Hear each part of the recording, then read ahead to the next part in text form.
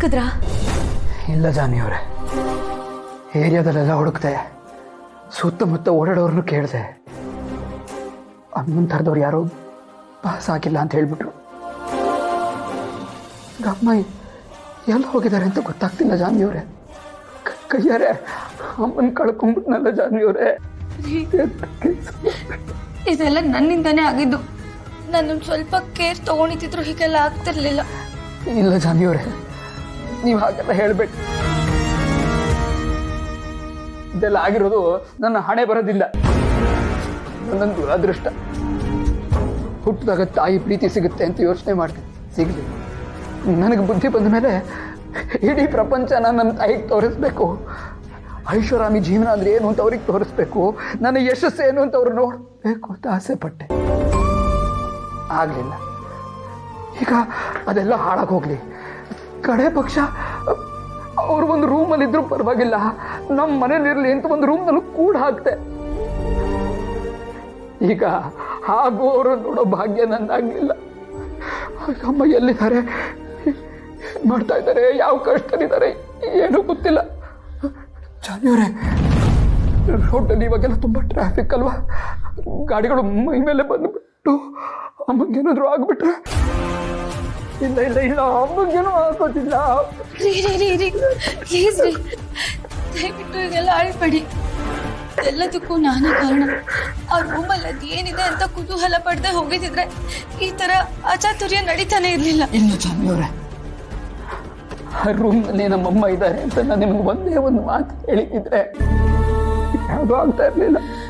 ಇಲ್ಲ ಇಲ್ಲ, ನಿಮಗೇನೋ ತೊಂದರೆ ಆಗ್ಬಿಡುತ್ತೆ, ಏನೋ ಪ್ರಮಾದ ಆಗ್ಬಿಡುತ್ತೆ ಅನ್ನೋ ಭಯದಲ್ಲಿ ಏನೇನೋ ಮಾಡ್ಬಿಟ್ಟೆ ಜಾನಿಯವರೇ. ಪ್ಲೀಸ್ ರೀ, ಸಮಾಧಾನ ಮಾಡ್ಕೊಳ್ಳಿ. ನೋಡಿ, ಇನ್ನು ಏನು ಆ ಥರ ಎಲ್ಲ ಆಗಿಲ್ಲ. ಈ ಥರ ಹತ್ಕೊಂಡು ಕೂರೋ ಬದಲು ಮುಂದೇನು ಮಾಡಬೇಕು ಅಂತ ನೋಡೋಣ ಅಲ್ವಾ? ನಿಮ್ಮ ತಾಯಿ ಫೋಟೋ ಇದ್ರೆ ಕೊಡಿ, ಪೊಲೀಸ್ ಸ್ಟೇಷನ್ಗೆ ತೊಗೊಂಡೋಗಿ ಕೊಡೋಣ. ಅಟ್ಲೀಸ್ಟ್ ಅವ್ರ ಮಿಸ್ಸಿಂಗ್ ಕಂಪ್ಲೇಂಟ್ ಅಂತ ಹುಡುಕ್ಸ್ತಾರೆ. ಜಾನಿಯವರೇ, ನನ್ನ ಹತ್ರ ನಮ್ಮ ಅಮ್ಮಂದು ಒಂದು ಫೋಟೋನೂ ಇಲ್ಲ. ಏನ್ರಿ ಹೇಳ್ತಿದ್ದೀರಾ? ನಿಮ್ಮ ತಾಯಿದು ಒಂದು ಫೋಟೋನೂ ಇಲ್ವಾ ನಿಮ್ಮ ಹತ್ರ? ಇಲ್ಲ ಜಾನಿಯವರೇ, ಅಮ್ಮ ಈ ಪರಿಸ್ಥಿತಿಯಲ್ಲಿ ಇರುವಾಗ ಫೋಟೋ ಹೆಚ್ಚಿಸಕ್ಕಾಗುತ್ತೆ ಹೇಳಿ? ಯಾವುದೋ ನಾಳೆ ಫೋಟೋ ಇದೆ, ಆದರೆ ಆ ಫೋಟೋಗೂ ನಮ್ಮಮ್ಮ ಇವಾಗಿರೋದಕ್ಕೂ ಸಂಬಂಧನೇ ಇಲ್ಲ. ಸರಿ, ಇವಾಗ ಏನು ಮಾಡಬೇಕು ಅಂತಿದ್ದೀರಾ ನೀವು? ಏನು ತೋಚ್ತಾ ಇಲ್ಲ ಜಾನಿಯವರೇ. ಅವ್ರಿಗೆ ನಾನೇ ಪ್ರಪಂಚ. ಈ ಪ್ರಪಂಚದಲ್ಲಿ ಬೇರೆ ಯಾರು ಗೊತ್ತಿಲ್ಲದೆ ಇರೋರು ಇನ್ನು ಯಾರನ್ನು ನೋಡಿಲ್ಲ. ಎಲ್ಲಿಗೆ ಹೋಗ್ತಾರೆ?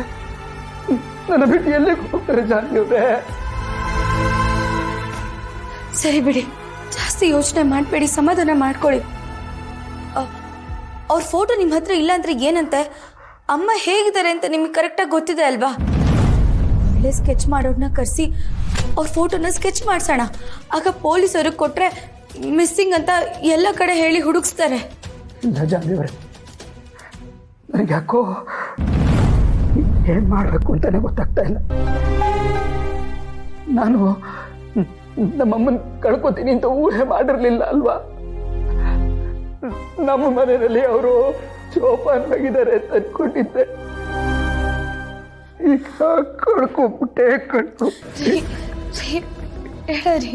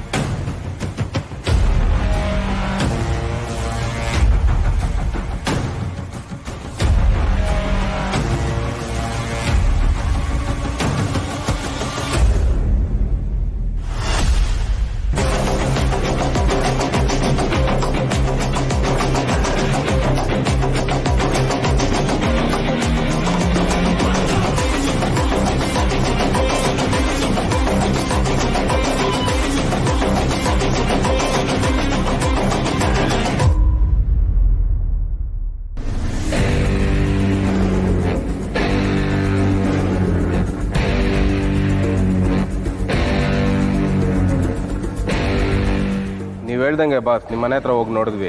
ಮೇಡಮ್ ಅವಸರದ್ರಲ್ಲಿ ಓಡೋಗ್ತಾ ಇದ್ರು.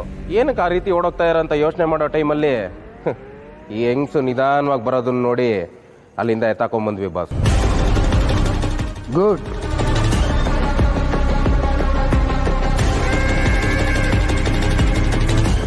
Very good.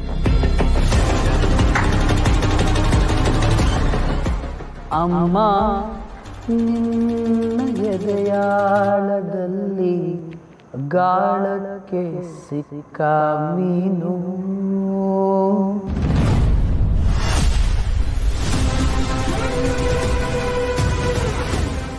ಅಮ್ಮ ನಿನ್ನ ಎದೆಯಾಳದಲ್ಲಿ ಗಾಳಕ್ಕೆ ಸಿಕ್ಕ ಮೀನು ಮಿಡುಗಾಡುತ್ತಿರುವೆ ನಾನು.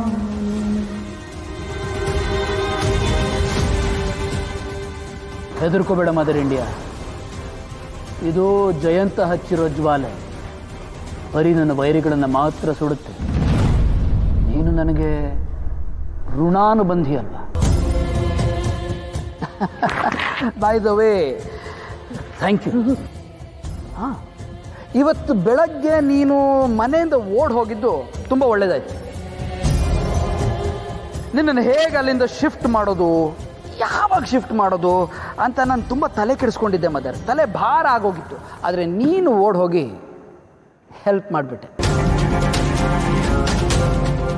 ಚಿನ್ನು ಮರಿಗೆ ಬೇರೆ, ನೀನಿದ್ದಿದ್ದು ರೂಮ್ ಮೇಲೆ ಗಮನ. ನನ್ನ ಕಣ್ಣಿಗೆ ಮಣ್ಣೆಚ್ಚಿ ನೀನಿರೋದನ್ನ ತಿಳ್ಕೊಂಬಿಟ್ರು ಮದರ್.